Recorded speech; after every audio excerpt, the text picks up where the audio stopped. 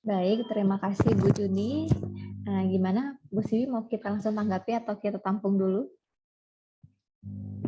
Ini ya berkebalikan dari yang selama ini kita lakukan mungkin ya Bu Juni Iya, ya. Kalau iya, iya. kalau sekarang kan kita tetapkan dulu hipotesisnya apa, terus kita uji gitu ya. Iya, benar Bu Nia. Nah, kalau yang popper ini, kita tentukan dulu apa konsekuensinya, baru kita uji hipotesisnya seperti itu ya.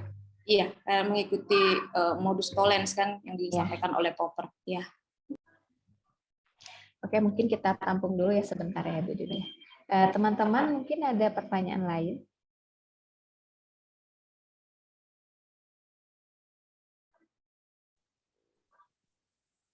Saya Ya, silakan Romo. tapi lebih tepatnya sih bukan bertanya. Nah, makasih Romo. Begini, seperti yang Mbak Juni tadi itu, falsifikasi itu sebenarnya bahasa kasarannya itu adalah, bahasa halusnya adalah mempertanyakan. Jadi sesuatu yang selama ini kita anggap benar, itu kalau tidak dipertanyakan nanti terus-menerus dianggap benar. Oleh Karl Popper itu, nama lengkapnya itu Karl Popper itu, beliau memberikan satu metodologi sederhana yang namanya falsifikasi itu. Sehingga segala sesuatu yang termasuk ilmu itu harus dinyatakan salah dulu atau dipertanyakan dulu. Dipertanyakan itu entah dengan tegas menyatakan itu salah atau diutuk-utik supaya oh ternyata ini benar, oh ternyata ini salah. Itu yang dapat saya katakan mengenai falsifikasi dari Karl Popper ini. Lalu yang kedua mengenai positivisme, ya positivisme ini adalah suatu pendekatan yang mau mendaratkan gitu, mendaratkan atau membumikan paham-paham filsafat selama ini yang selalu mengawang-awang di udara. Maka tadi kita dengar itu bahwa lawan utama dari positivisme adalah metafisik. Karena metafisik itu kan ngomong hal-hal yang tidak perlu diverifikasi. Ngapain orang verifikasi misalnya tentang Tuhan? Kalau kita verifikasi tentang Tuhan kan salah kita. Nah, oleh positivisme atau dikatakan sesat nanti kita kalau kita memverifikasi Tuhan. Oleh karena itu positivisme mengatakan tidak, sebuah ilmu pengetahuan itu ya harus diverifikasi dengan ya metode yang mereka berikan tadi itu. Itu saja dari saya. Terima kasih. Baik, terima kasih Romo pencerahannya. Oh ya, Bu Siwi silakan Bu Siwi. Terima kasih. Mungkin saya hanya menegaskan saja apa yang disampaikan oleh Romodon. Terima kasih Romodon atas bantuannya. Ini ada penjelasan kami baca dari referensi yang kami bahas. Jadi bagi Popper itu pengetahuan maju bukan karena akumulasi pengetahuan, melainkan lewat proses eliminasi. Dalam hal ini ditegaskan adanya kemungkinan kekeliruan atau kesalahan dalam proses itu melalui lewat proses eliminasi yang keras atau semacam ketegasan. Karena itu epistemologinya Popper disebut epistemologi pemecahan masalah seperti yang disampaikan oleh Romo tadi dalam suatu hipotesis itu memang dipertanyakan dulu dari awal itu salah atau tidak, karena untuk mengukur kekuatan dari hipotesis tersebut kita menganggap dari awal itu sebagai itu salah atau tidak. Gitu saja, terima kasih. Baik, terima kasih Bu Siwi. Bu Juni gimana? Bisa diterima apa? Ya. Terima kasih Romo dan Bu Siwi. Ya. Baik, ada lagi teman-teman yang lain yang ingin menambahkan? Silakan.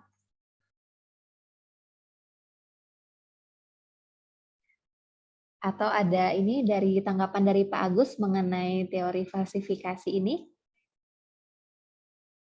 Mohon arahannya, Pak. Mungkin sedikit saja ya terkait dengan falsifikasinya proper. Itu kalau kita ingat salah satu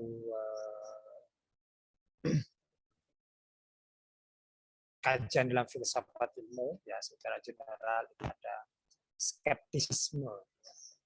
Jadi kita akan berkembang apabila dasari salah satunya oleh skeptis ya. Skeptis bukan berarti kemudian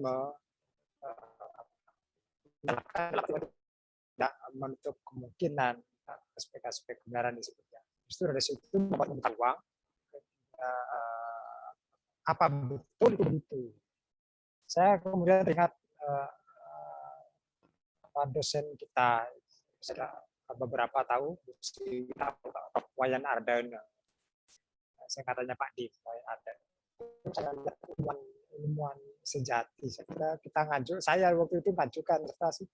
Begini, betul ini. itu sesuai ilmuwan. Jadi ketika dilihat, jadi skeptisnya yang betul bukan melatih dan mendikasikan semua, tapi kita berpikir hal-hal yang lebih dalam. Maka kemudian ketika kita melihat semangat yang diberikan oleh Popper tentang falsifikasi, kita bisa letakkan dalam konteks itu. Mempertanyakan persoalan-persoalan ilmu-ilmu yang selama ini dianggap sebagai kebenaran menjadi sebuah objek yang bisa berkembang, bisa dibuktikan. Salah satunya dari saya kira dari sisi ilmuwan secara general skeptis itu bisa masuk dalam konteks yang tepat jika ilmu kemudian maju berkembang.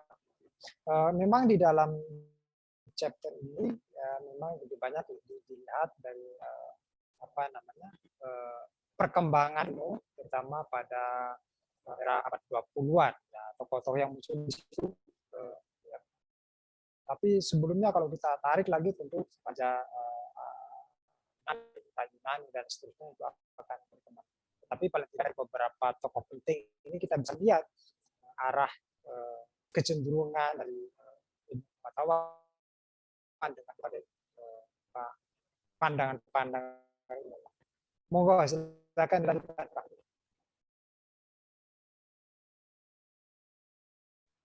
Baik, terima kasih Pak Agus Wedi. Nah, mungkin itu ya, menarik juga sebenarnya yang falsifikasi itu memang saat ini kita perlu mempertanyakan sesuatu yang sudah ada begitu ya Romo ya. Nah, untuk mengetahui apakah benar itu benar gitu ya. Nah, gitu mungkin ya. Nah, menarik sekali ya teori pembahasan kita pada siang hari ini. Baik teman-teman, masih ada yang ingin bertanya atau memberikan pengalamannya, yang menceritakan pengalamannya tentang teori-teori perkembangan ilmu ini? Silakan. Mungkin saya lagi tambahkan, nanti ketika kita akan belajar, mudah-mudahan ada di dalam filsafat itu ada namanya aliran fenomenologis. Orang yang masuk di dalam ilmu fenomenologi, Edmund Husserl itu, beliau memberikan suatu clue begini, bahwa semua pernyataan itu perlu dikasih tanda petik loh, atau di tanda kurungi. Itu salah satu metode orang-orang kualitatif. Jadi segala sesuatu yang masih dipertanyakan mereka kasih kurung. Oh ini perlu dicari dulu kebenarannya, sehingga orang tidak terpancing pada fenomena yang tampak di hadapan matanya. Dia akan cari lagi apa yang terjadi di balik fenomena itu, sehingga menjadikan pencarian itu lebih dalam dan teliti, sehingga sampai ternyata begini kenyataannya. Ya, contoh sederhana misalnya kan fenomena mengenai kerusuhan di Kanjuruhan. Orang kalau hanya melihat sekilas kan ternyata penonton masuk ke stadion. Tapi kalau orang-orang fenomenologis, mereka akan bertanya, mencari kira-kira apa ini yang menyebabkan akarnya ini apa ini. Jadi kerusuhan itu diberi tanda kurung, lalu cari-cari teliti-teliti, oh akhirnya ternyata yang begini maksudnya begini. Kejadiannya ternyata seperti ini. Terima kasih. Baik. Ini mungkin juga yang ini ya, waktu kita kuliahnya Pak Henry terkait learning loss itu. Nah, orang-orang saat ini mengatakan di musim pandemi kemarin saat sekolah daring ya, banyak siswa itu yang mengalami learning loss. Nah, ternyata kan apakah benar memang siswa itu mengalami learning loss? Nah, ternyata tidak gitu ya. Mereka learning loss secara konten, tapi ada hal lain yang mereka pelajari saat sekolah daring itu. Mungkin begitu ya. Nah, gitu. Baik, terima kasih Pak Wedi dan Romo pencerahannya. Bu Siwi nih, ingin memberikan komentar. Saya tertarik dengan apa yang tadi disampaikan oleh Romo Don. Fenomenologis ya. Fenomena. Fenomena susah sekali. Itu berdasarkan pengalaman, fakta, atau data, Romo dasarnya? Ya semua, pokoknya semua yang tampil di hadapan kita itu dianggap sebagai sebuah fenomen. Atau itu hanya sekedar benda, botol kah, apakah pohon kah, orang lewat kah, kendaraan kah, peristiwa mulai dari yang kecil sampai yang besar itu dianggap sebagai fenomen. Dan fenomen itu tidak boleh dipercaya dulu, harus diteliti, harus dicari mengapa begitu, mengapa. Oke. Ya betul. Jadi Pak Romo, jadi memang fenomenologi itu secara advance kualitatif ya. Jadi berbicaranya itu adalah ini ada simbol, fakta, makna. Jadi lebih dari situ ya. Jadi ketika orang, kalau Romo memberikan contoh kalau misalnya contoh lain pemimpin negeri ini saling bersalaman, itu kan itu faktanya bisa kelihatan, tapi maknanya kan bisa macam-macam. Harus didalami, dan untuk itu tentu seorang researcher itu bisa saja mengambil jarak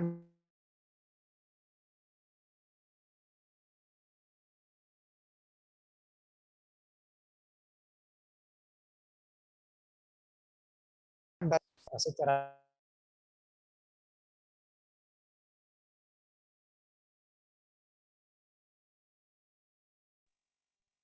maaf, bisa menggunakan kualitatif, itu saya kira itu bisa menggunakan fenomenologi ini. Tapi di situ memang perlu beberapa buku-buku yang bisa menunjang penangkapan ya, metodologi riset yang tepat. Saya kira ini bisa menarik juga, tergantung kepada apa yang akan dipilih. Saya kira kalau terkait dengan metode penelitian kualitatif dan menggunakan filologi itu tentu di situ ada macam-macam ya, triangulasinya pada level mana dan seterusnya. Jadi tentu harus yang kita kejar adalah makna-makna esensial yang ada di sini untuk semua objek yang kita teliti, fakta, simbol, makna akan mulai terlihat dari objek, dari proses dan seterusnya. Baik, nanti barangkali ada ide yang penelitian yang mengarah sana, saya kira menarik, nanti kita bisa share. Baik, itu yang lain ada yang perlu disampaikan terkait dengan topik kita barangkali? Silakan teman-teman, masih ada?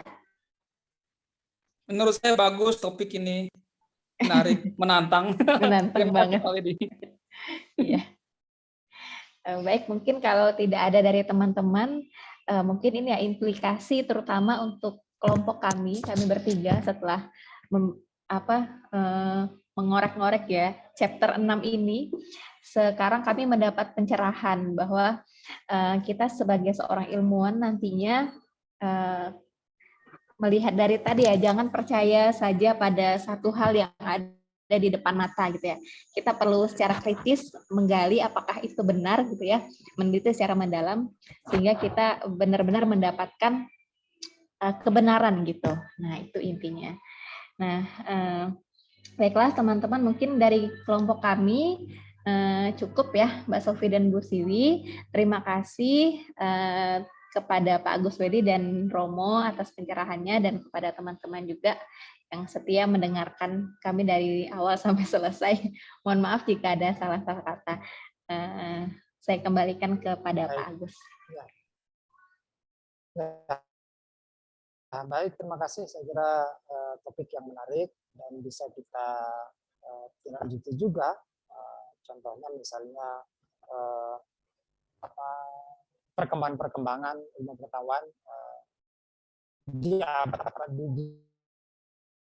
luar waktu yang ada di dalam chapter ini. Saya kira juga menarik karena dari sesi perkembangan ilmu tentu juga tidak lepas dari perkembangan sebelumnya dengan tokoh-tokoh lain juga saya kira.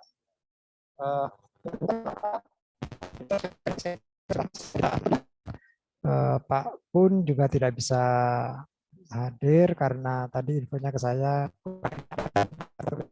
Mudah-mudahan bisa segera bergabung dengan kita insya Allah minggu depan, hari Senin minggu depan. Dan untuk besok untuk mata kuliah wawasan ini kita start waktunya insya Allah jam 1:30. Hanya kita lihat apakah menggunakan daring atau langsung ke kelas. Nah, mungkin ada masih Pak Sultoni. Ya Bapak, kami ngikuti petunjuk dosen saja. Baik. Baik, terima kasih. Nanti kita lihat dulu. Usul, besok. Pak. Gimana Pak? Untuk minggu depan filsafat ilmu usul luring saja Pak. Siap. Baik, kalau saya Setuju, kami saja, rindu. saja. Luring. Tadi sebetulnya saya kelas sebelumnya sudah di kampus, terus ya ada faedahnya juga kan, baru sempat pulang. Tapi depan kita ketemu lagi, mudah-mudahan beliau juga pas berkenan dan sehat.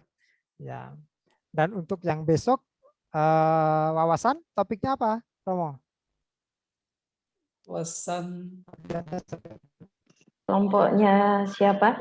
Profesi guru, Bapak. Oh, tentang profesi guru. Oh, Profesi guru. Ya, saya kira menarik juga. Oke, ya. Mudah-mudahan besok bisa luring. Ya. 12:30 insya Allah ya. Ya, terima kasih Pak.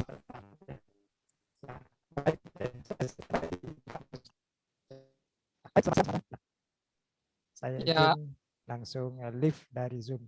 Ya, terima kasih Pak. Terima kasih Pak Edi. Selamat bertugas. Terima kasih Pak Agus. Selamat siang. Assalamualaikum.